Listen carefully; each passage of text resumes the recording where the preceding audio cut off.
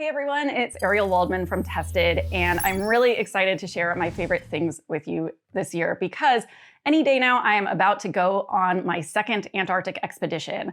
I'm going to be there for 2 months as a researcher and filmmaker and doing a lot of really awesome work there. I'm also really excited to share one of my favorite things that's going to be coming out in 2023. It's actually my own book, which I have a mock-up for right now. It's called Out There, The Science Behind Sci-Fi, Film, and TV. And this book has been a labor of love. If any of you recall, I had a show here on Tested called Offworld. It explored all things space and pop culture. And so where Offworld went is actually into a book. We took a lot of the conversations from Offworld, and I did a lot of new interviews of researchers and scientists, makers. So this book actually includes conversations with Adam Savage, Norm Chan, and just a myriad of really awesome, cool people. In it, we talk about all sorts of topics of black holes, suspended animation, exoplanets, off-world societies, how to talk to aliens, and all of that. We talk about the amazing films and TV shows that we love and all the science behind them, and really get into the nitty-gritty of how would that actually work and what would that be like to experience something like that. It's a really fun book, and I love it. Astronaut Mae Jemison wrote the foreword for it. She is an incredible astronaut. If you don't know much about Mae Jemison, definitely Google her now because she is just absolutely an inspiration. She even appeared on Star Trek. So this is kind of an all-star lineup of a book. It's a coffee table book. It's illustrated by Phil Wheeler, and Phil produced really beautiful illustrations of this book. So each chapter has a beautiful illustration about the topic. It's going to make a really wonderful gift. We're going to be dropping actually a pre-order link in the YouTube description so you can pre-order it, share it with friends. I'm just so elated about this, and it's just going to be a really incredible project, and it's going to be an incredible book, and I hope it makes its way into your home in 2023. So the next thing that I'm really excited to share about my favorite things is actually part of my expedition to Antarctica. So what I'll actually be doing is I'll be going to Antarctica both as a researcher and a filmmaker. I have a grant from National Geographic, which is supporting me in filming a docuseries about Antarctica shot at multiple different orders of magnitude. So I'm going to be looking at Antarctica from satellite imagery down to the microscopic level. So helping me with that is one of my favorite things. That's wobbling here a little bit, but I really love it. It's this Laowa Paraprobe lens, and it's this amazing macro lens that's going to allow me to get really close-up shots of ice and dirt and all sorts of things in Antarctica. And I love it because it's really made for video. So I've tried before using various really great macro lenses to shoot video with, and they're really abysmal because they have such a narrow depth of field. But this Paraprobe lens actually has a really wide depth of field, allowing for it to be a really fantastic macro lens for shooting this docuseries. So what's really great about it is not only does it have a straight shot scope on it, so you can shoot anything, straight forward like you would expect for any lens, but it also has the Paraprobe lens, essentially a periscoping lens where you can rotate it around different degrees and actually get top-down shots of the ground. So what's interesting about this macro probe lens that I've learned is that when I tried it on a gimbal, it was really unwieldy. The center of gravity when operating this is really tricky.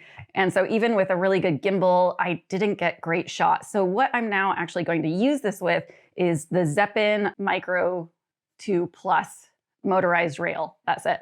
And this rail is actually really great for this. It can stabilize the camera enough.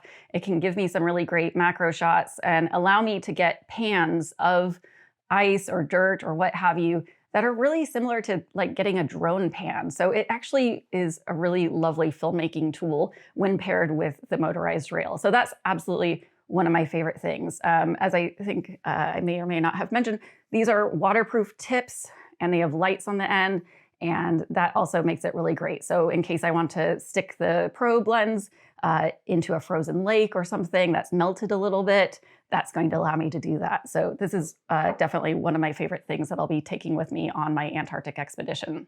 My next favorite thing that I'm really excited about. So a lot of you are probably drone geeks. A lot of you have heard of the DJI Mavic 3. It's a fantastic drone, really a filmmaker's drone. It's really lovely, but actually, while it is one of my favorite things, it leads me to talking about one of my more obscure favorite things, which is I'm going to be hopefully flying this drone in Antarctica, which is a dream come true. I got my FAA license to do it. I've got the green light, but it can be windy as hell in Antarctica, and I don't know if I'm going to be able to shoot with this that much day to day. So my backup, other than getting some really great helicopter shots, is actually going to be using a 30-foot monopod.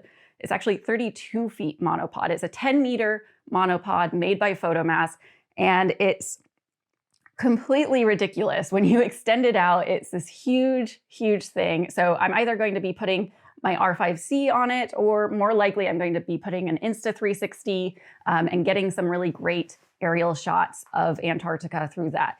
It's not going to obviously be flying through the air like a drone would, but if I'm really short on shots and I need those overhead shots, I'm going to be using that monopod. The funny thing about that monopod was actually putting it together to go onto a cargo ship ahead of when I go to Antarctica, because even collapsed, this monopod is as tall as I am. It's like around 5'6" or so. I'm 5'7". So this monopod collapsed is still a huge thing. I can't take it with me on a United flight to Antarctica, but what I can do is put it on a cargo ship ahead of when I go there.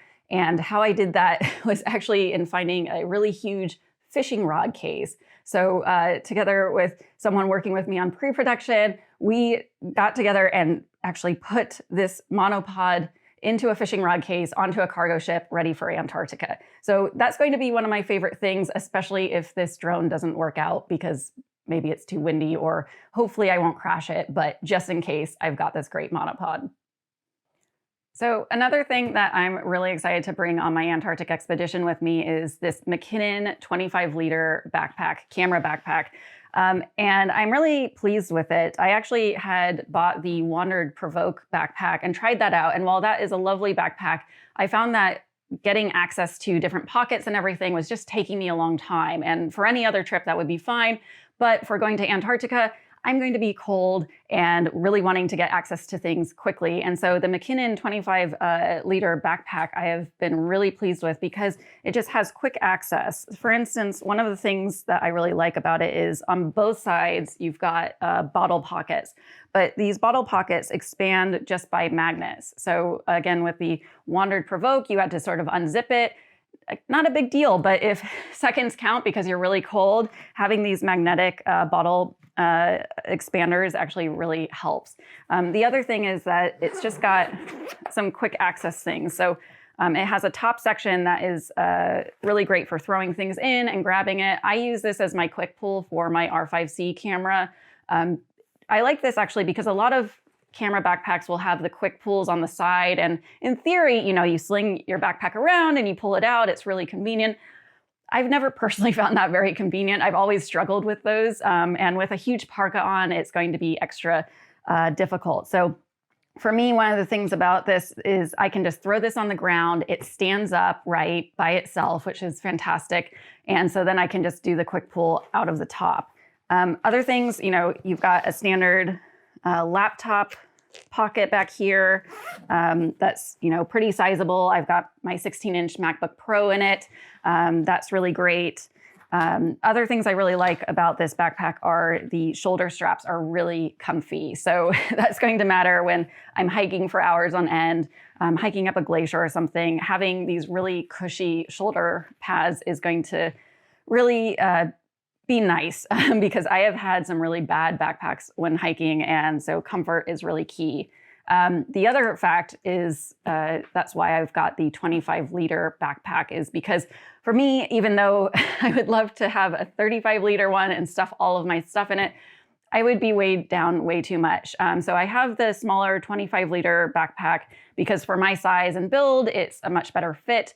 But also the thing that I loved about it is when I put this actually on my back, the weight distribution is just really nice. I don't know how people engineer that, but I believe with this backpack, they've done a really good job because loading it up with tons of heavy gear, I barely feel it. And that is just such a dream come true. Other things, once I open it up here, You've got a really great basic camera. I've got the large camera pack stuffed in here, some really great pockets. And again, in the top section, if I want to quickly access it, it's a magnet. So in other cameras, camera backpacks, when I go to try and access the top section, they usually have zippers. This one is a magnet. These are tiny things, but they matter a lot to me. Just being able to both fit a lot into a small pack, have great weight distribution, and most importantly, have really quick, easy access. All right, so another thing that I'm going to be taking with me to Antarctica that I'm really excited about is this cool women's frost parka. It is a wonderful jacket. And why I need this is because when I go to Antarctica, I go to what is called the CDC. It's the Clothing Distribution Center, and they are the ones that give me all of my extreme cold weather gear, external cold weather gear, ECW. Part of that includes a big red parka, which makes me feel kind of like a massive marshmallow person. It's huge. I get my boots, I get a lot of my snow pants and everything from them. But there's occasionally going to be summery days in Antarctica. And summery days in Antarctica really means it's like between 15 to 20 degrees Fahrenheit. But, you know, if there's no wind and it's 20 degrees, it's actually kind of nice. So I need a lightweight jacket for that. So I've got the cool women's frost parka for that. But what I love about this is not only is it a great lightweight jacket, I'm actually gonna put it on to demonstrate here, is this great, you know, lightweight jacket, really cute. But what I like about it is if you're a woman and you've ever been doing field work or looking for, you know, hiking gear or anything, sometimes it can be a little bit frustrating because either there's not a lot of choices or the choices you're left with aren't really built for doing kind of extreme work, you know, going glacier hiking and things like that.